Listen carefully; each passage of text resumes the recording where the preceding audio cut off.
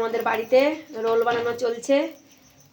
এই যে রুটি ফুলে যেতে পারছে, উপরে একটু তেল দিয়ে দাও, নাহলে ভালো লাগবে না রোলে।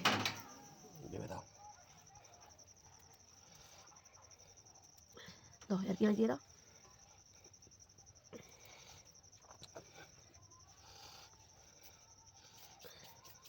লঙ্কা খাবি না তো? না লঙ্কা নেবো না। লঙ্কা দেওয়ার দরকার নেই।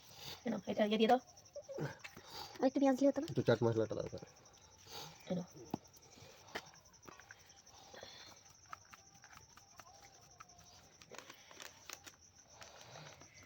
কোনো চাটনির ঝোল নিয়ে একটু দেবো, চালটার চাটনি তো শুকনো তো। আমাদের বাড়িতে এই যে রোল বানানো হয়েছে, বাড়িতে যা ছিল তাই দিয়ে হঠাৎ করে হয়েছে, একটু সস থাকলে একটু ভালো হতো, নেই আর কি করা যাবে, মিওনিজ দিয়ে দেওয়া হচ্ছে সসের পরিবর্তে।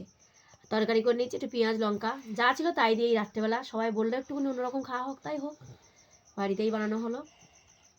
আজকে একটু ঝাল তো হবে, গোলমরিচের গুঁড়ো চাট মশলা দেওয়া আছে, এতে আবার একটু তরকারিতেও মশলা দেওয়া আছে, এমনি ভালো লাগবে।